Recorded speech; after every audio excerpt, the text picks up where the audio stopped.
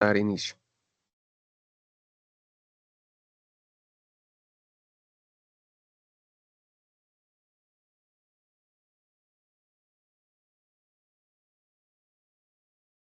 Un momento, ya comenzamos.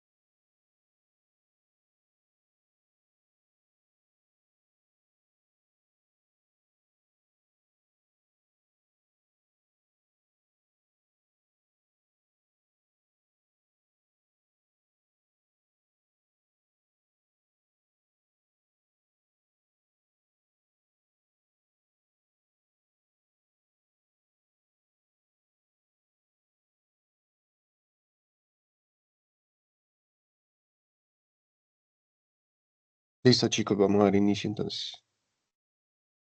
Bueno, muchachos, la parte tiroidea, pues comenzamos a hablar de que el eje central de este capítulo obviamente es la tiroides en comunicación con el eje hipotálamo hipófisis.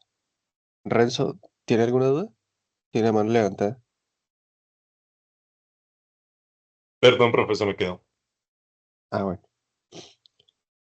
Entonces ustedes saben que la glándula tiroides es una glándula ubicada en la zona central del cuello que pues tiene un lóbulo izquierdo, un lóbulo derecho. Tiene esto que está acá que es, ¿qué es esto que está aquí? Es el istmo. No, el istmo es este. Cartílago cricoides, ¿no? No, esto aquí.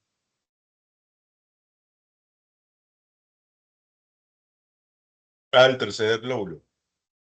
¿Cuál? ¿Cómo se llama? Piramidal.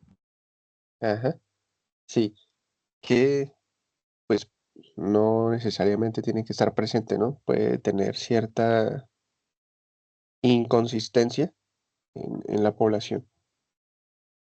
La glándula tiroides, como ustedes se dan cuenta, es una glándula muy irrigada, bastante irrigada en sus condiciones normales. Y en condiciones, por ejemplo, de hipertiroidismo, es más irrigada incluso todavía. Entonces, esta alta irrigación, pues, digamos, le permite estar liberando fácilmente sus hormonas, que son hormonas que tienen, digamos, una función metabólica. Entonces las libera al torrente sanguíneo. Por eso está incluido en este capítulo de endocrinología. Entonces, anatomía, pues, para que recuerden un poquito, dónde sale toda la parte de la irrigación de la glándula tiroides. Histológicamente, pues, si hacemos un corte, vemos eh, una disposición de células epiteliales cúbicas en lo que es una disposición en folículos. Estos se llaman folículos, cada uno de estos. Y esos folículos, pues entre ellos, ustedes se dan cuenta que hay alta capilaridad, una gran cantidad de capilares, y estos folículos albergan algo que se llama el coloide, que está dentro del folículo mismo, perdón, y realmente, pues estos lo que hacen es que, estas células lo que hacen es que albergan dentro de este folículo, pues eh, un material de almacenamiento que contiene toda la parte hormonal y se almacena y se va liberando a medida que se utiliza, que se necesita, perdón. Y dentro de este coloide pues están la T3 y la T4 que se van a comenzar pues a liberar al torrente sanguíneo, ¿no? Entonces, acá está presente la tiroglobulina, está acá, y pues realmente es un montón de uniones o es una unión o una serie de uniones del aminoácido tirosina. Y ese aminoácido es el que se combina con el yodo pues para formar la hormona tiroidea. Vamos a ver cómo es la dinámica. Entonces, básicamente, para resumir este proceso,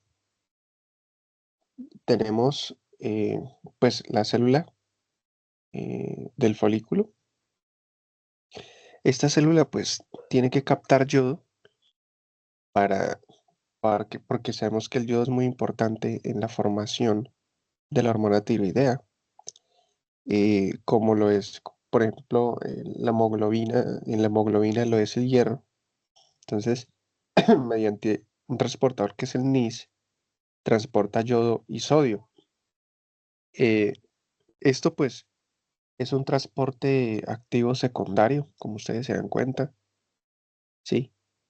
Parte, como veíamos en la parte, en la fisiología renal, parte del trabajo previo de una bomba sodio y potasio que pues agota el sodio intracelular o lo disminuye sacándolo hacia el exterior de la célula, introduciendo potasio y esto genera un gradiente de concentración y electroquímico, el cual utiliza el NIS. Entonces el NIS se aprovecha pues, de que el sodio entra a favor de un gradiente electroquímico de concentración y pues se une el sodio con una molécula de yodo y esto permite el ingreso de las dos moléculas. Qué pena, qué pena. Mientras tanto, pues el aparato, el retículo endoplásmico, pues se encarga de producir digamos, las moléculas de proteínas o las uniones de aminoácido para formar la tiroglobulina, ¿sí? Que pues va a ser sacada al exterior y en donde allí se va a unir a las moléculas de yodo. Acá hay varios procesos metabólicos, digamos, complejos y procesos incluso de donde se recicla la misma tiroglobulina y se somete pues a procesos de reciclaje, valga la redundancia. Se recicla la propia hormona tiroidea y la propia molécula de tiroglobulina.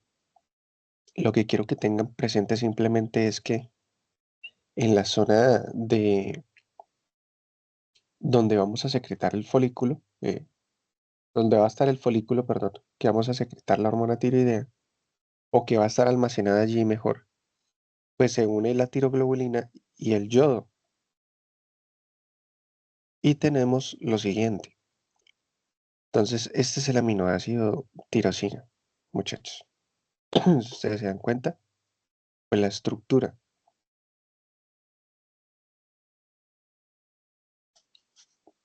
Cuando le unimos la molécula de yodo que está acá representada, ¿sí? Por la I de color rojo. La molécula se llama monoyodotirosina y de esta secuencia pues vamos uniendo más moléculas de yodo. Entonces se llama diyodotirosina, que acuérdense que partimos pues del aminoácido triyodotironina, ¿sí? Y depende de la zona donde se está uniendo el yodo, pues así mismo es el nombre, pero indica simplemente que tiene tres moléculas de yodo.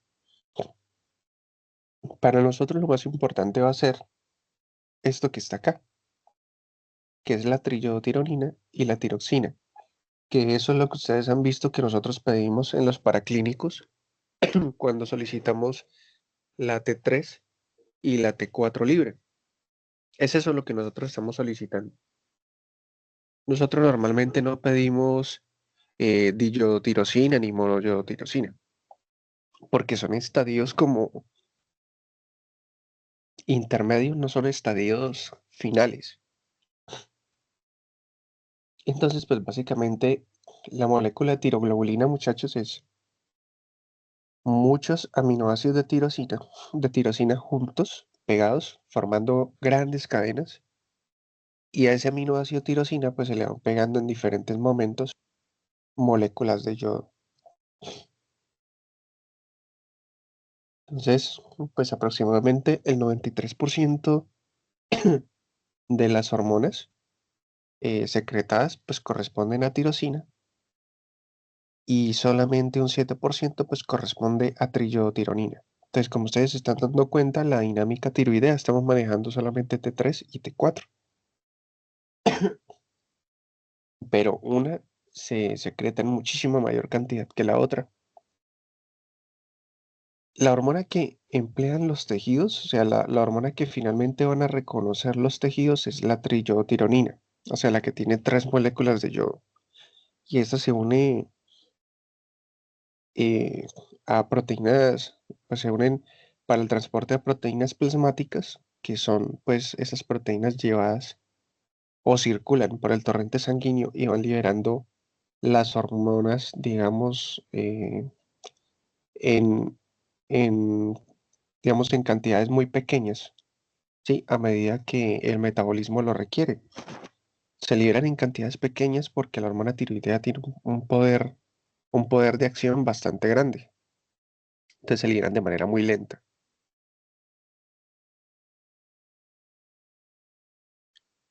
Y digamos que el eje central del capítulo, o lo que me interesa más del capítulo que aprendan, es toda la parte funcional o la parte efectora de las hormonas tiroideas. Entonces, básicamente, las funciones de las hormonas tiroideas conlleva un aumento de la actividad funcional de todo el organismo. Entonces, aproximadamente el 90% de las moléculas de hormona tiroidea que se unen a los receptores es T3. Ya lo habíamos dicho, porque es quien en mayor cantidad se secreta.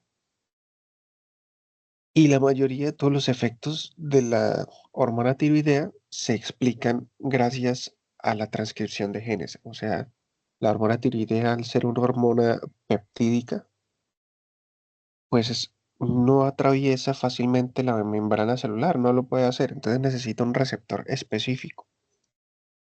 más o menos como son los receptores de insulina en músculo esquelético y en hígado para la insulina. Asimismo, hay unos receptores para hormona tiroidea. Necesita ser reconocida por los receptores para que le permitan entrar y llegar al núcleo y activar receptores nucleares para la transcripción de genes. Entonces, más o menos, esta es la dinámica. Tenemos T3 y T4. Ay,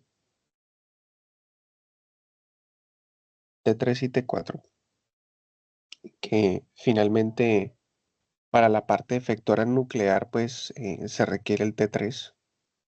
Este T3, pues acá están omitiendo la parte receptora, pero digamos que usted ya la conoce, se pega a un receptor específico, le permite el ingreso a la célula y de allí busca el núcleo. Entonces la hormona se pega a un receptor de hormona tiroidea nuclear que obviamente activa la transcripción de genes y pues esto conlleva la producción de un ARN mensajero que pues sencillamente llevará un proceso de síntesis de proteína. ¿Cuál es la función final o cuál es el proceso final de que la hormona tiroidea se pegue o sea reconocida en las células? Pues el proceso final es que tiene efectos en prácticamente todo el organismo y en prácticamente todas las células. Tiene un efecto de crecimiento y no solamente de crecimiento, sino de maduración. Entonces complementa las funciones de la hormona de crecimiento que veíamos ayer. Es tanto así que en, en la parte neonatal y en los primeros años de vida, si un niño se le diagnostica hipotiroidismo, puede tener muy bien la hormona de crecimiento y puede tener muy bien todas las demás hormonas, pero si tiene deficiencia de hormona tiroidea, ese niño va a tener retraso mental. Por eso ustedes escuchan que a los niños cuando nacen le hacen la prueba del talón para detectar hipotiroidismo. Entonces, es debido a eso, no, van a tener retraso mental. Y no solo retraso mental, sino, digamos, retraso en el crecimiento y diferentes problemas metabólicos. Entonces, la hormona tiroidea es muy importante para complementar el desarrollo y el crecimiento. Desarrollo del sistema nervioso central, lo que les estoy diciendo acá, la parte mental y el desarrollo del encéfalo, en la motricidad fina, motricidad gruesa, en esos primeros años de vida, y la parte cognitiva. A nivel cardiovascular tiene efectos muy bien conocidos que explican mucho de los síntomas del hipo y del hipertiroidismo, como por ejemplo aumenta el gasto cardíaco. Esto ustedes ya lo sabían porque yo ya se los había contado en clases previas. Aumenta gasto cardíaco, aumenta el flujo sanguíneo en los tejidos, aumenta frecuencia cardíaca, la fuerza de contracción como tal, ¿sí? Y por lo tanto, pues tiene un efecto de elevación de presión arterial y elevación pues, de gasto cardíaco en general, que a nivel fisiológico no es perceptible. O sea, a nivel fisiológico, pues no vamos a encontrar que por hormona de tiroides el paciente esté hipertenso. Pero en situaciones donde hay exceso de hormona tiroidea, sí podemos encontrar síntomas cardiovasculares muy marcados.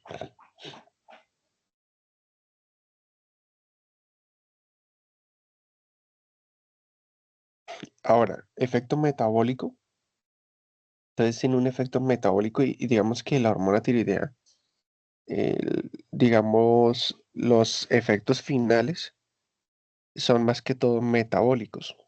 Entonces incrementa la función mitocondrial, por lo tanto incrementa la producción de energía, incrementa la degradación de ácidos grasos, la degradación del glucógeno, la utilización de, la utilización de las macromoléculas como fuentes de energía.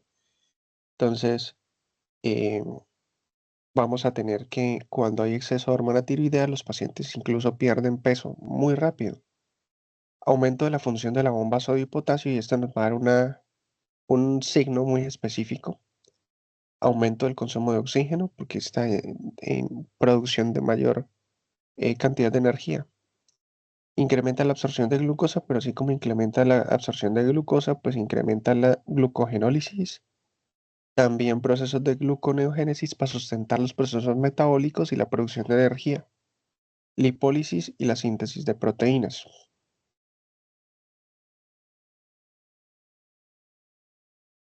Acá pues tengo más o menos el resumen de lo que necesitamos o de lo que quiero que tengamos más presente, donde tenemos básicamente un catabolismo proteico.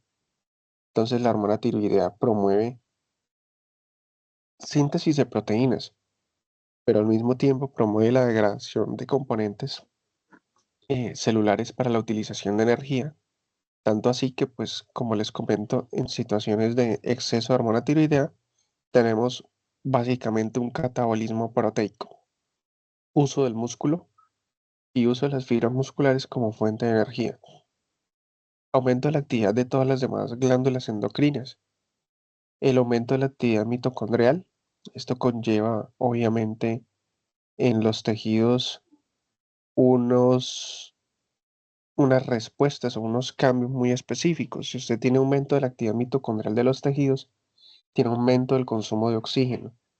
Si tiene aumento del consumo de oxígeno, tiene aumento del dióxido de carbono. Esto genera una vasodilatación y un flujo sanguíneo aumentado en los tejidos. Y este flujo sanguíneo aumentado se corresponde también al mismo tiempo con el aumento de la actividad del corazón por la glándula tiroidea, que conlleva aumento del gasto cardíaco. Entonces, finalmente lleva el aumento del flujo sanguíneo y de la presión de, y de la presión de perfusión, perdón, en los tejidos.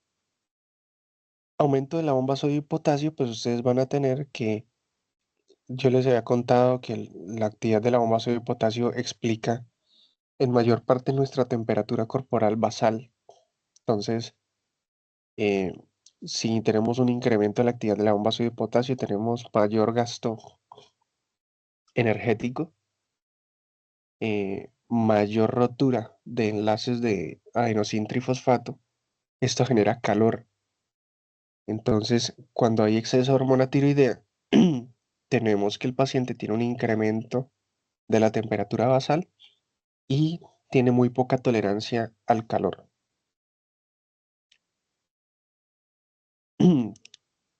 Actividad de crecimiento óseo y celular, sí tiene actividad sobre la parte del crecimiento, mineralización ósea. Sin embargo, como les digo, muchachos, en exceso pudiera tener incluso el efecto contrario. Por lo mismo de la degradación de los componentes celulares, pues puede tener incluso catabolismo del material óseo. Aumento de la glucólisis y el incremento de la gluconeogénesis. Aumento de la glucólisis pues para sustentar estos procesos energéticos y la gluconeogénesis a partir incluso de el uso de aminoácidos. Por eso hace que el paciente pierda peso. Movilización de lípidos desde tejido adiposo para la producción de energía y disminución del peso corporal. Eso sería a grandes rasgos los efectos finales de la hormona tiroidea. Pero pues muchachos, estos efectos van a variar mucho en función de la concentración de la misma. Otros efectos que ya mencionamos, pues sobre la presión arterial, sobre la frecuencia cardíaca, aumento de consumo de oxígeno y la respiración. Se me estaba olvidando que es la parte de la motilidad digestiva. La hormona tiroidea promueve la peristalsis, tanto así que en pacientes hipertiroideos tienen un tránsito digestivo muy rápido, que no les da tiempo de la absorción. Y los efectos sobre el sueño, para el caso de la hormona tiroidea, eh, cuando tenemos exceso de hormona tiroidea, el paciente pues tiene full actividad y prácticamente pues tiene dificultad para conciliar el sueño. Samuel había levantado la mano. Profe, una duda con respecto al tema de los lípidos, o sea, aumenta la movilización de estos, pero yo leí que en bajas concentraciones de hormona tiroidea, generalmente estos lípidos se iban a depositar en el hígado. O sea, no sé si un paciente con hipotiroidismo podría llevar a falla hepática por esto. Ah, claro. El paciente con hipotiroidismo, sí, sí, sí, por eso le digo que estas funciones aquí estipuladas varían en función de la concentración. Un paciente que tenga hipotiroidismo va a tener principalmente dos cosas importantes: obesidad o sobrepeso, pero casi siempre terminan en obesidad. Y esta obesidad pues conlleva todos los demás problemas, como por ejemplo hígado graso, pues tanto que lleguen a falla hepática no, tanto que lleguen a falla hepática no. Necesitaría vivir muchísimos años en hipotiroidismo, no controlarse nunca y, mejor dicho, para que a medida de que va pasando el tiempo almacene grasa o lípidos en el hígado y esto conlleve a que comience un proceso de daño hepático crónico y cirrótico por acumulación de lípidos. ¿Pudiera pasar? Claro que sí, pero no es tan frecuente. ¿Debido a qué? Debido a que estos pacientes pues en algún momento consultan y se les suplementa con su hormona tiroidea y no hay problema. Ahí no hay ningún inconveniente. Entonces, pues digamos que no llegan allá, pero que si seguimos la historia natural de la fisiopatología, es posible, claro que es posible. Pero como le digo, estos pacientes en su mayoría, por no decir que todos, son diagnosticados y tratados. Listo, listo, profe, gracias. Y acá, muchachos, pues tenemos un eje, como tenemos en todos los demás capítulos que hemos visto, existe un eje para la tiroides. Entonces tenemos el hipotálamo, la hipófisis y la glándula tiroidea. Disculpen un momento, denme en 2 minutos ya vengo.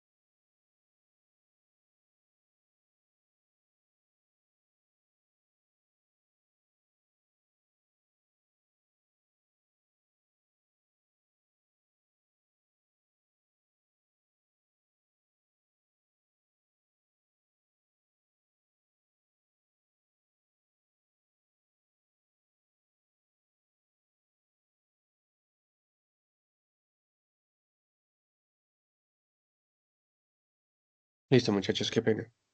Entonces estábamos que existe un eje, así como hemos visto en los demás capítulos, y este eje pues involucra al hipotálamo, a la hipófisis y a la misma glándula tiroides. Entonces tenemos la hormona liberadora de, de tirotropina, o la hormona liberadora de la hormona estimulante de tiroides, que viene del hipotálamo, llega a la hipófisis, y esto desencadena que la hipófisis pues genere hormona estimulante de tiroides.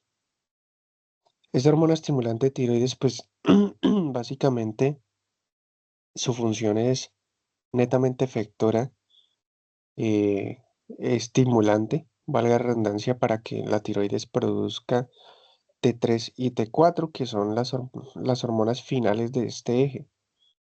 T3 y T4, pues básicamente tienen las funciones a nivel general corporal y tienen la función de retroalimentación.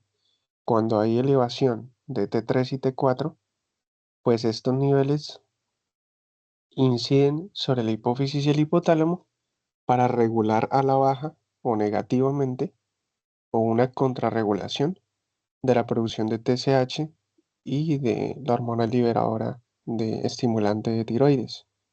Entonces, básicamente pues tienen su efecto efector y de contrarregulación como tienen todas las demás hormonas del eje.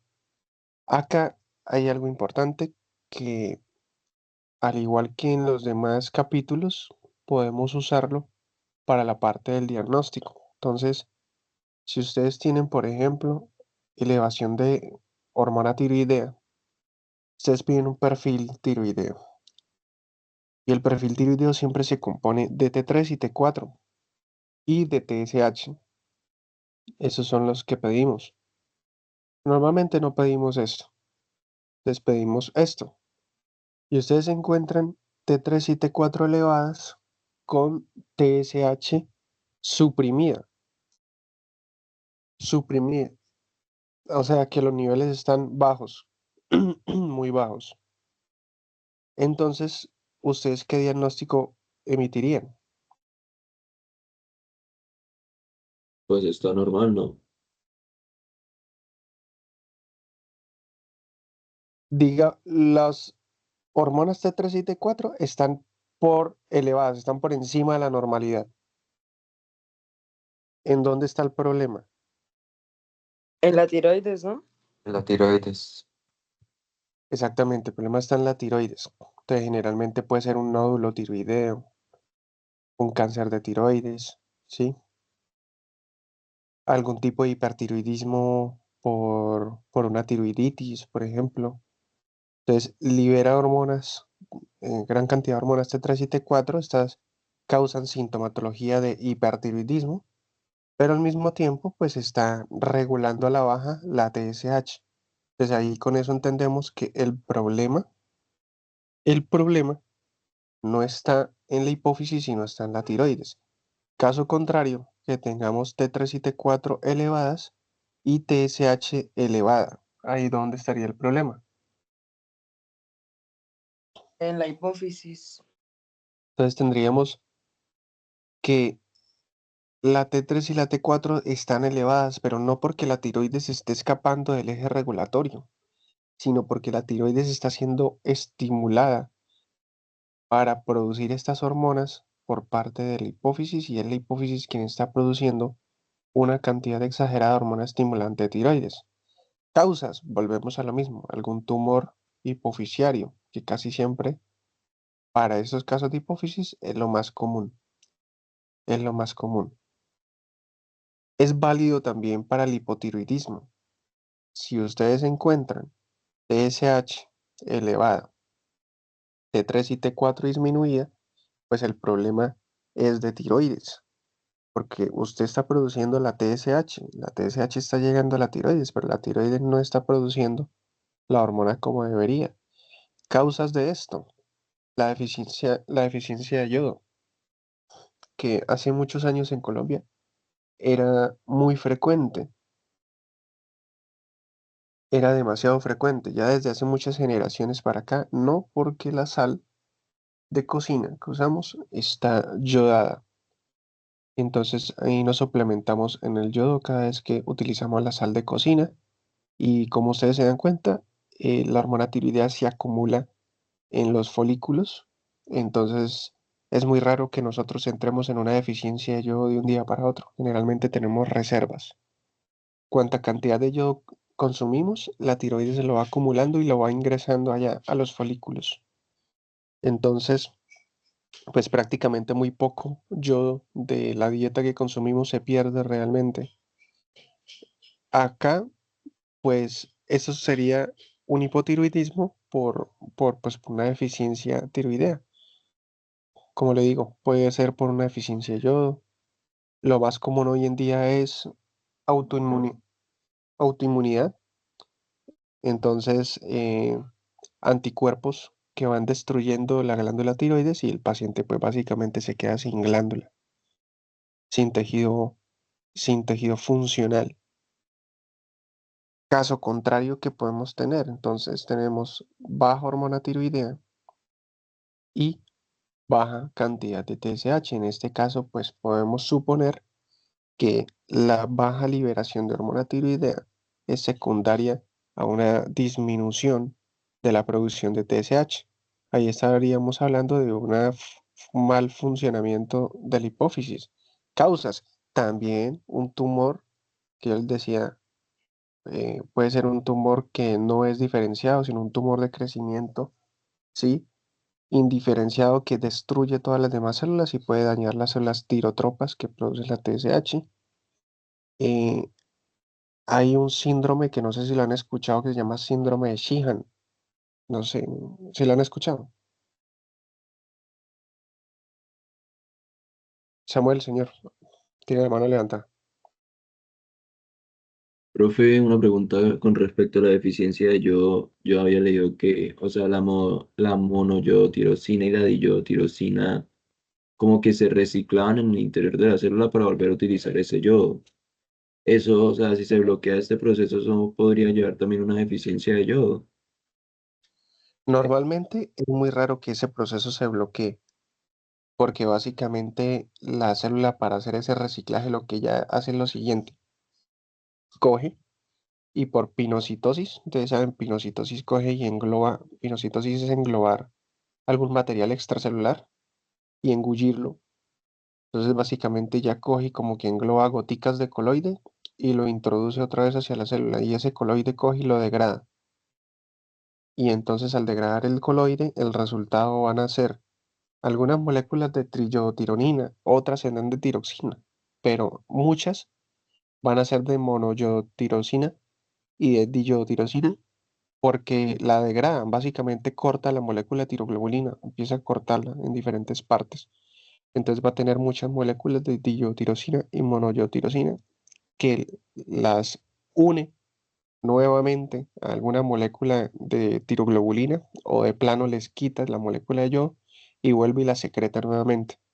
Entonces en este proceso es muy raro que algo falle acá porque básicamente simplemente es un proceso de pinocitosis y luego degradación. Y de hecho entre las causas eh, de disminución de la función tiroidea no he visto no he visto esta razón como una de las causas patológicas. Imagino que si existiera, tendría que ser alguna condición genética que impidiera en alguna parte de ese proceso el reciclaje, pero pues realmente en la práctica no. Ajá, y decía que era como que una enzima, la desyodasa, si no estoy mal, que era la encargada Sí, como de separar el yodo. O sea, que sí, se bloquea esta enzima, creo. la desyodasa, la desyodasa. Sin embargo, y tendría que ser en la desyodasa o tendría que ser en alguna parte del proceso de pinocitosis de englobamiento de la molécula de tiroglobulina para introducirla. Sin embargo, en la práctica es más sencillo porque las causas más frecuentes, o bueno, para nosotros en Colombia y Latinoamérica, más de un 90% es por autoinmunidad, autoinmunidad, destrucción de la glándula tiroides. y un porcentaje muy pequeño que corresponden a algún tipo de deficiencia de yodo, que el paciente tenga algún trastorno en la absorción del yodo, o sea, en la parte intestinal cuando consume yodo que no absorba el yodo. Entonces, ese, pero la gran mayoría que ustedes van a tener son autoinmunes. Y en el hipertiroidismo también. La mayoría de las causas son autoinmunes o de plano alguna parte de la glándula tiroidea que comienza a crecer sin control y se escapa del eje hormonal. Entonces, generalmente no es toda la glándula, es una parte de la glándula, se forma un nódulo y las células de ese nódulo sencillamente se rebelan y no hacen caso o omiten las órdenes del eje y producen cantidades exageradas de T3 y T4. Esas son las causas más frecuentes. Para finalizar, para finalizar entonces, eh, ¿cuál es la clínica que van a tener? Yo me acuerdo que yo tenía una diapositiva de eso, pero no lo tengo acá. ¿Cuál es la clínica que van a tener? Entonces, en un paciente con hipotiroidismo van a tener que el paciente o la paciente, casi siempre las patologías tiroideas son más frecuentes en mujeres que en hombres. No quiere decir que en hombres no se vayan a presentar. Y casi siempre es entre la segunda, tercera década de la vida, cuarta década de la vida que comienzan los problemas. Entonces, en hipotiroidismo, ¿qué vamos a tener? El prototipo es una mujer joven, que también lo pueden encontrar en una señora más de 40 años, que está refiriendo ganancia de peso o que de plano ya les llega en obesidad o en sobrepeso, abundante panículo adiposo, eh, puede tener una, una caída considerable del cabello, puede tener una caída considerable de las cejas, puede tener uñas quebradizas, puede tener piel reseca, pérdida de la luminosidad y de la vigorosidad de la piel, puede tener estreñimiento.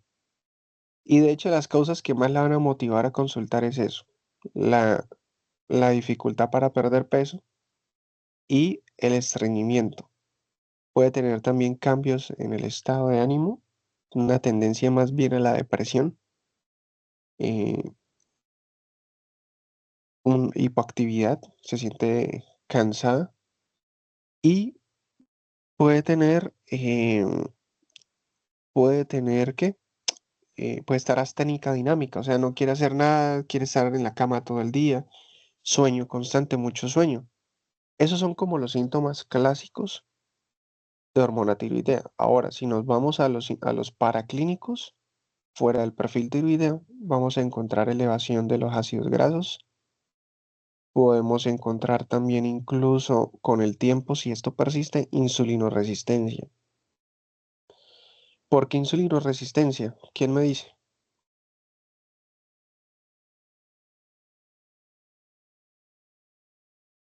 Porque creen que en hipotiroidismo pudiera llegar a ocasionar insulinoresistencia.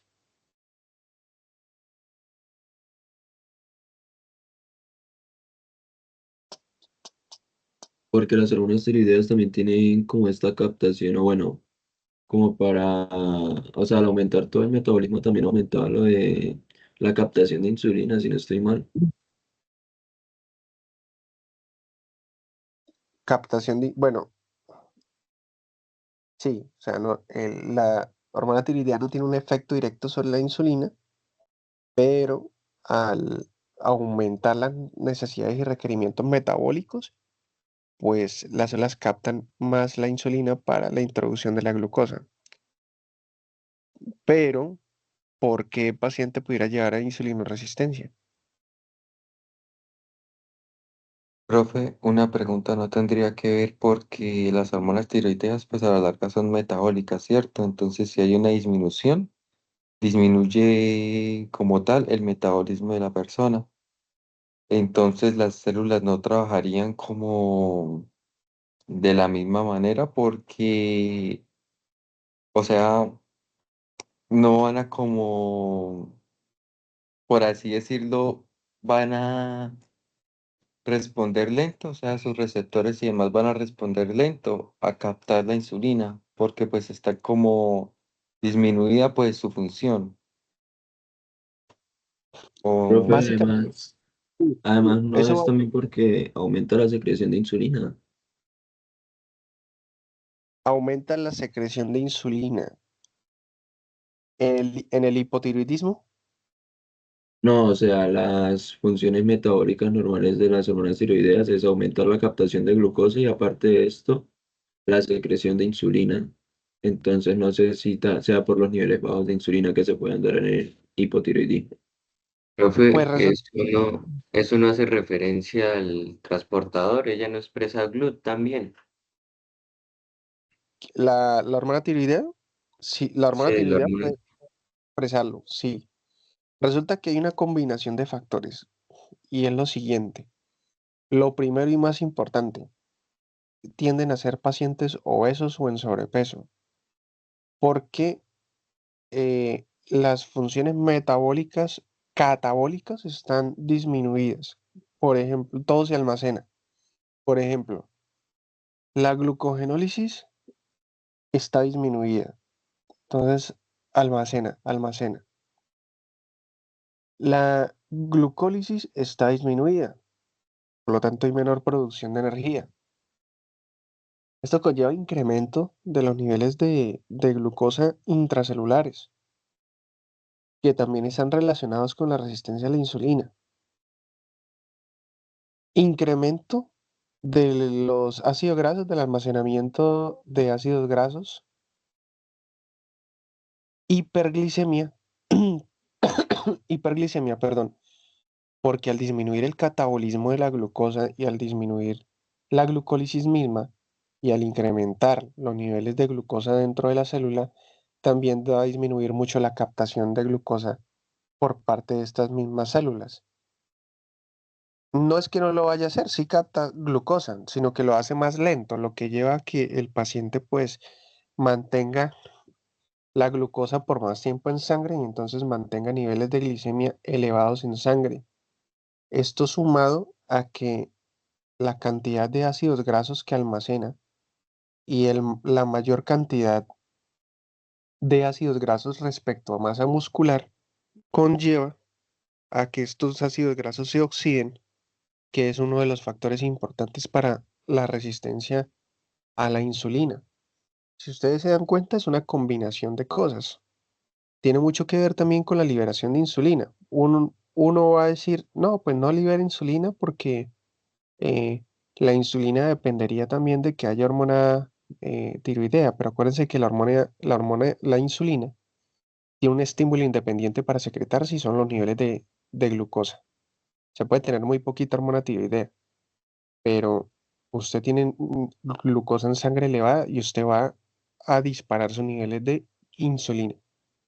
Como este paciente disminuye mucho la captación de glucosa porque se disminuyen mucho los procesos metabólicos, pues la glucosa mantiene en sangre mucho tiempo, o se mantiene presente mucho más tiempo, y esto eleva los niveles de glicemia, lo que obliga a estar secretando insulina constantemente para contrarregular esta situación y bajar los niveles de insulina.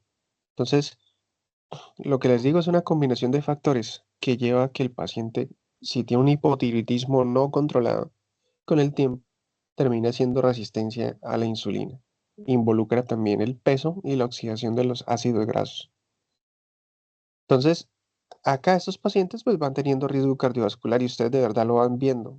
Ustedes van a, cuando alguna vez hagan consulta de promoción y prevención y van a ver que los pacientes hipotiroideos que llegan casi siempre son obesos, ya son pacientes pues mayores y usted ve y tiene también hipertensión y también tiene diabetes. Entonces, las enfermedades metabólicas normalmente siempre vienen acompañadas con el tiempo, ¿no? No, no porque yo sea hipotiroideo un mes, pues ya voy a ser diabético, no, tampoco. El, eh, ¿el qué? Lo otro, que esos pacientes se quejan mucho, pues es el estreñimiento, porque ustedes saben que la hormona tiroidea tiene función sobre la peristalsis, entonces se quejan mucho de estreñimiento, eh, que pues eso hace que dure mucho más tiempo la comida en ese tránsito intestinal, se absorba mucha mayor cantidad de sustancias y, y pues esto, digamos, incrementa todo lo demás, las cifras de glicemia, los niveles de ácido graso, etcétera. Y la pérdida de la caída del cabello, uñas quebradizas y la pérdida del componente de las cejas, pues es por la disminución de los componentes metabólicos. El cansancio, pues porque en parte lo que hablábamos disminuye la captación de glucosa y el uso de glucosa como fuente energética. Eh, Estos pacientes pueden terminar siendo anémicos también, pueden terminar siendo anémicos porque se disminuye también a nivel hematopoyético, se disminuye la producción como tal de la línea roja. Entonces, eso influye mucho sobre la parte de la astenia y la dinamia, o sea, el cansancio. El sueño y el sueño pues va ligado a esto, este cansancio excesivo y que la disminución de hormona tiroidea disminuye las facultades mentales. Entonces el pues, paciente normalmente se siente cansado, con ganas de dormir, fatiga mental, cualquier problema o cualquier cosa, pues fácilmente se fatiga a nivel mental y abandona la tarea. Si el hipotiroidismo inicia ya estando adulto, ya desarrollado, pues no lo va a llevar a retraso mental. Pero si el hipotiroidismo inicia en edades muy tempranas de desarrollo, sí va a ser al final un adulto eh, ¿qué? Con retraso mental. Ahora el otro extremo, el hipertiroidismo y el clásico de hipertiroidismo es una mujer o un hombre en edad como la de ustedes, delgado, que consulta porque tiene dificultad para subir de peso. eh, en los últimos días ha tenido temblor distal, entonces usted le pone a que extienda las manos con la palma mirando hacia el piso y va a notar un temblor en los dedos muy fino, realmente muy fino. Y incrementa la temperatura corporal basal o puede tener una intolerancia al calor. Normalmente pueden tener diarrea o si no tienen diarrea, eh, van muchas veces al baño al día, van muchas veces al baño. Entonces dice, yo como y a los 30 minutos ya tengo que ir al baño. La dificultad para ganar peso y taquipsiquia. Entonces, dificultad para concentrarse porque dice, yo pienso demasiado, doctor, y estoy pensando en una cosa, rápidamente salto a la otra, tengo que hacer esto. Me siento muy fatigado mentalmente. Y básicamente es unos signos y síntomas explicados por la hiperfunción tiroidea, a expensas de la tiroides o a expensas de la hipófisis que la está estimulando. Hay que hallar la causa para tratarlo. La pérdida del peso está explicada porque se utiliza las reservas para la producción de energía y finalmente se termina utilizando el músculo como fuente de energía, entonces el paciente tiene pérdida de la masa muscular. Tiene también elevación de los ácidos grasos por la movilización y la utilización de ácidos grasos como fuente energética. Puede tener también elevación de las cifras de glicemia, pero pues esto sucede por picos, porque cuando hace periodos de degradación, pues eleva los niveles de glucosa, eh, producto de esta degradación de glucógeno y demás, y para la producción de energía. Lo mismo con los ácidos grasos. Y otra cosa, tienen mucho apetito por esa depleción de las biomoléculas que tiene, depleción de sus nutrientes y la utilización de grandes cantidades de energía. Entonces mantienen con mucha hambre, tienen eh, hiperexia, el momento del apetito. El aumento de la temperatura corporal y la intolerancia al calor, pues dado porque el exceso de hormona tiroidea conlleva un aumento de la función de la bomba sodio y potasio y de las demás bombas y, digamos, componentes que requieren ATP para funcionar. Esto rompe demasiados enlaces de ATP a nivel general. Esto libera energía y el paciente pues tiene intolerancia al calor y se puede incrementar un poco su temperatura basal. Tampoco es que va a llegar a la fiebre, tampoco. Tiene palpitaciones, tiene palpitaciones y taquicardia, entonces le tomamos los signos y encontramos que va a tener una frecuencia cardíaca elevada en reposo, en 120, algunos 140 o más.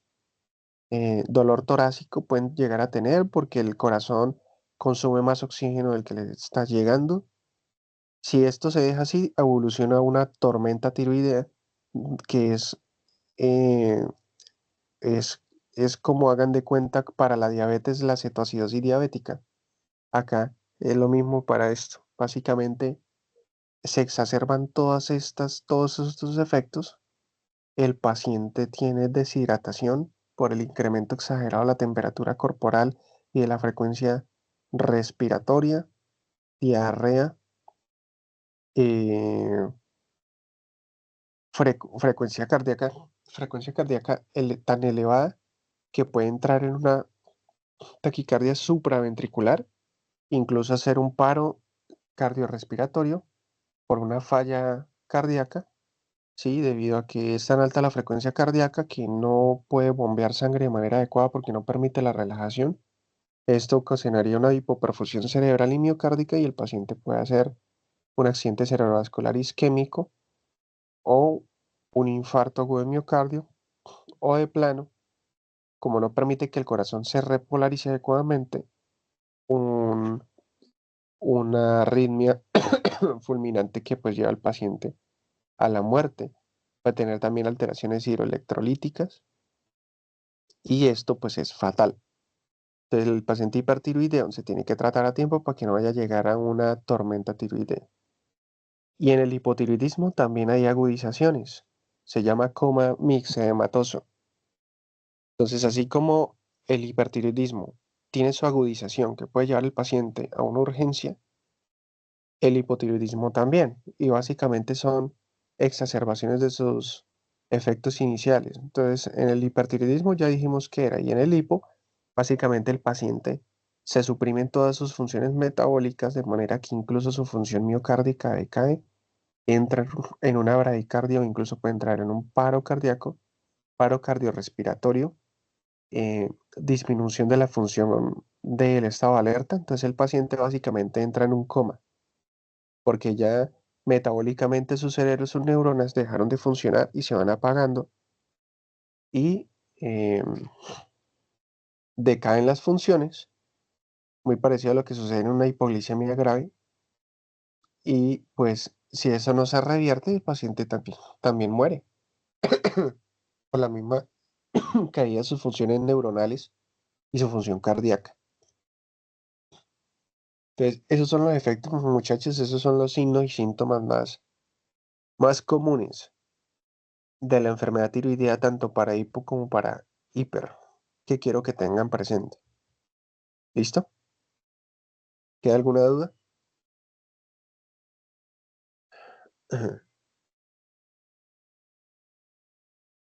Profesor, una pregunta.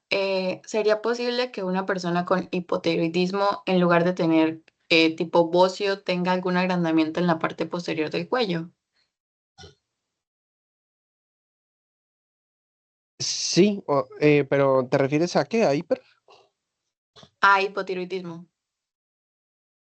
Sí, tanto en el hiper como en el hipo podemos tener bocio. Me explico. En el hiper, pues por la función tiroidea, la hormona tiene procesos de hiperplasia y de hipertrofia. Entonces crece en tamaño, crece. Y en el hipo puede suceder porque, por ejemplo, en el hipotiroidismo por deficiencia de yodo, la hormona tiroidea también se hipertrofia y se hiperplasia. Entonces aumenta el número de células y aumenta el tamaño de las células. Y esto lo hace para poder captar más yodo. Como el paciente tiene deficiencia de yodo, entonces ella se vuelve más grande para captar la mayor cantidad de yodo posible y almacenarlo. Al hacerse más grande, puede incrementar mucho el tamaño, ¿sí?, de la región anterior del cuello y ser visible, una masa palpable, visible, y eso puede suceder en ¿qué? En la patología que es por autoinmunidad también puede haber crecimiento de la glándula tiroides por lo mismo, por lo mismo. Pero sí, tanto en el hiper como en el hipo puede haber bocio. La diferencia está en los signos y síntomas y en el perfil tiroideo que siempre lo tenemos que pedir. ¿Listo? Gracias. Bueno,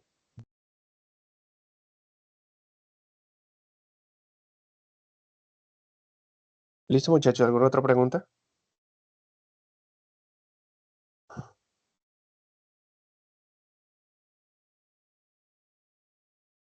Bueno chicos, entonces si no hay más preguntas, dejamos hasta ahí. Estudien el tema, es un tema sencillo, bastante sencillo. Me interesa sobre todo los efectos de la hormona a nivel general, que es como lo más importante del capítulo. No quiere decir que no vayan a leer el resto del capítulo, léanlo completo, pero pues eso es lo que más me interesa. Y estamos pendientes para terminar este tema de la parte de